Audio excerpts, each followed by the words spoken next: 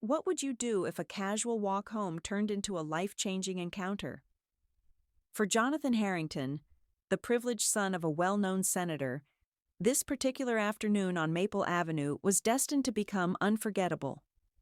Dressed in his usual hoodie and jeans, Jonathan was just another face in the crowd, enjoying the crisp autumn air. But to Officer Grant, a man with a badge and a bias, Jonathan's skin color was enough to raise suspicion. In a matter of moments, what should have been an ordinary walk spiraled into a confrontation fueled by prejudice, power, and assumptions. As the officer's harsh tone and invasive questions echoed on the quiet street, Jonathan realized he was no longer seen as a person, but a target. This story isn't just about one man's struggle. It's about a society grappling with deep-rooted issues of justice, privilege, and the misuse of authority. Jonathan Harrington was the kind of young man who carried himself with quiet humility, despite being the son of Senator Edward Harrington, a name that commanded respect and attention in every corner of the state. Unlike many in his position, Jonathan shied away from flaunting his family's wealth and influence. He worked hard for what he earned, determined to carve out his own identity. His part-time job at a local bookstore and his volunteer work at community centers spoke to his values. A man who believed in earning respect through action rather than privilege. Jonathan never wanted to be known as just the senator's son. He wanted to stand on his own 2 feet, blending into the crowd rather than standing above it. It was a typical hot afternoon in Savannah, the kind that made the air feel heavy and time move slower. The streets were alive with the hum of daily life, cars honking, shop doors jingling, and street vendors calling out their wares. Jonathan had just finished his shift and decided to take the longer route home, enjoying the charm of the old city's cobblestone streets and shaded oak trees. As he ventured farther from the bustling squares, the streets began to grow quieter. The chatter of tourists faded, replaced by the rhythmic sound of his sneakers on the pavement.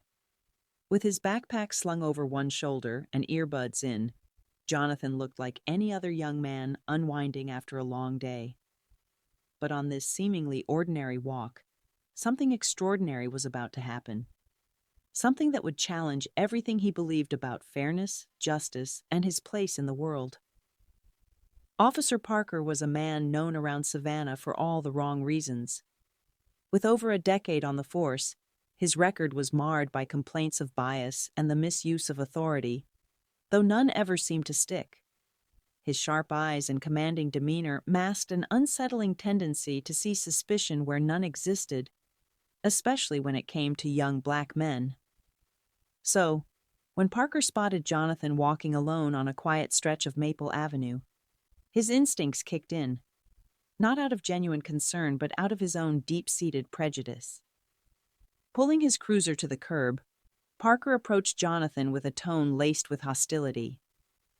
"Where are you coming from? Got some ID on you?" he barked, his hand already resting on his belt.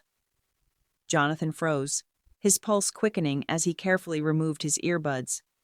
"I'm just walking home," he said, his voice steady but nervous. "I'm not causing any trouble." Parker wasn't satisfied. He demanded Jonathan empty his pockets, his tone growing sharper with each word. Jonathan hesitated, his heart pounding as frustration and fear collided within him. He had done nothing wrong, but he knew better than to argue. Slowly he pulled out his wallet, keys, and phone, placing them on the ground as instructed. Each movement felt heavy, the weight of the moment pressing down on him. Despite his calm exterior, a storm brewed inside him. Questions of why, of fairness, and of how this encounter might end. Just as the tension reached its peak, the unmistakable hum of a sleek black car broke the uneasy silence. It came to a stop a few feet away, and from it emerged Senator Edward Harrington, a commanding presence in a tailored suit. The quiet street seemed to hold its breath as he strode toward the scene, his piercing gaze locking onto Officer Parker. "What exactly is going on here, officer?" the senator demanded, his voice firm and unyielding. Parker faltered, his earlier confidence shrinking under the weight of the senator's authority. "Routine check," Parker muttered, his tone defensive, though the accusation in the senator's eyes made him shift uncomfortably. "Routine?" Senator Harrington shot back, his voice rising. "Because he's walking home? Or because he looks a certain way? Tell me, officer, how many others have you stopped today for simply existing?" A small crowd had begun to gather, their murmurs growing louder as they watched the power dynamic shift. Parker stammered, his face reddening, but the senator wasn't done. "This is my son," he declared, his voice cutting through the air. "But whether he was or not, your actions are unacceptable. You will answer for this." The crowd erupted into applause and shouts of support, their earlier tension replaced by a growing sense of justice. Parker, now visibly shaken, stepped back, his authority crumbling under the senator's unwavering gaze. Parker's face burned with humiliation as the senator's words echoed in the air. The murmuring crowd and their piercing gazes seemed to strip him of the authority he once wielded so carelessly. With no defense left, he mumbled an insincere apology, his voice barely audible, and retreated to his cruiser. The screech of tires as he sped away was the only sound on the street for a moment. Jonathan exhaled shakily, his hands still trembling as his father turned to him, his stern expression softening. "Are you okay?" the senator asked, placing a reassuring hand on his son's shoulder. Jonathan hesitated, then finally let the words pour out, his voice tinged with frustration and pain. "No, Dad, I'm not. This isn't the first time, and it won't be the last. It doesn't matter who I am or how hard I work. They just see my skin." The senator's face tightened, and for a moment, he was silent, grappling with his son's reality. "You're right," he admitted, his voice heavy with emotion. "I've fought for laws and policies, but I see now that it's not enough. This system, it's broken, Jonathan.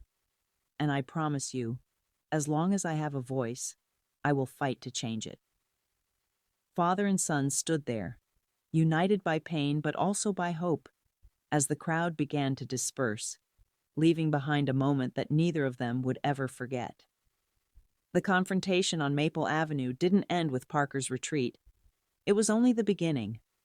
Within hours, videos taken by bystanders began circulating online, capturing every tense moment. Social media exploded with outrage. The hashtags number Justice for Jonathan and number Hold Him Accountable trending nationwide. News outlets picked up the story, playing the footage on repeat, and Parker's face became synonymous with racial profiling. For the first time in his career, Parker found himself on the other side of scrutiny. The accusations he had always brushed off now loomed large, impossible to ignore. At home, he sat in silence, scrolling through the headlines, his stomach churning as he read the comments calling for his resignation. For the first time, doubt crept in. Was he truly the man he thought he was? Or had his biases blinded him all along? Meanwhile, the Savannah Police Department was forced to act. The chief of police held a press conference, promising a full investigation into Parker's actions. "We do not condone misconduct or discrimination in any form," she stated firmly. By the end of the day, Parker was placed on administrative leave, pending the outcome of the inquiry. The department's response was seen by some as a step forward, while others questioned if true accountability would follow. For Parker, the once untouchable officer, his world was now unraveling, leaving him to confront not only public outrage, but also the reflection in his own mirror. The incident on Maple Avenue became more than just one man's story. It was a glaring spotlight on the broader issues plaguing society. Racial profiling, long dismissed by some as a distant problem, was now front and center, sparking difficult conversations across the nation. The abuse of authority, as seen in Officer Parker's actions, exposed the devastating consequences when power is wielded without accountability. Communities came together to demand change. calling for reforms that would ensure no one else would endure what Jonathan experienced. Through it all, Jonathan emerged as a symbol of resilience. Despite the fear and frustration he faced, he refused to be silenced, using his voice to inspire others to stand up for justice. His courage, paired with his father's commitment to systemic reform, offered a glimmer of hope in a long fight for equality. This was no longer just about one moment or one officer. It was about creating a future where fairness and accountability became the standard, not the exception. This story isn't just about one young man and one officer. It's about all of us. It's a reminder of the deep-rooted issues that still exist and the role we each play in challenging them. How often do we look the other way when injustice unfolds? How can we work together to create a world where fairness, respect, and justice are the standard, not privileges for a few? Jonathan's experience is a call to action, urging us to reflect on the kind of society we want to build. Share your thoughts in the comments. What stood out to you, and what changes do you believe are needed? Don't forget to subscribe for more impactful stories that shine a light on real issues and inspire change. Together, we can make a difference.